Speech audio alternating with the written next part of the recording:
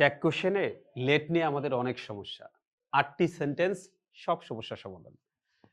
Let us যদি বাক্যের শুরুতে থাকে লেটাস বা লেটস তাহলে আমরা শ্যাল উই বসাই। এটা imperative sentence.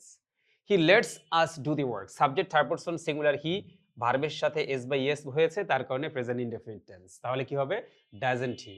He let us do the work. এখানে লেটটা main verb past indefinite tense. এ কারণে didn't he. Let them go এটা ইম্পারেটিভ সেন্টেন্স এ কারণে উইল ইউ বা ওন্ট ইউ। লেটের পরে কিন্তু আস নেই। অন্য নাউন প্রোনাউন আসলে কি হবে? উইল ইউ বা won't you.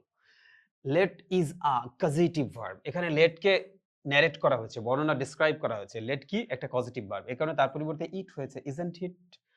Isn't it? Let means permit or allow. এখানেও ঠিক একইভাবে করা হয়েছে। তার মানে কি ডাজন্ট ইট বসেছে লেটের পরিবর্তে। হি সেইড লেট আস গো, লেট আস গো ইনভার্টেড কমার বাইরে গিয়ে ট্যাগ মার্ক আছে। তাহলে বাইরের সাবজেক্ট ভার্বের সাথে ট্যাগ মার্ক হবে ডিডন্ট হি। আবার আছে কি he said let us go inverted কমার ভিতরে আছে। তাহলে কি হবে? Shall we. I think let নিয়ে আর কোনো সমস্যা নেই।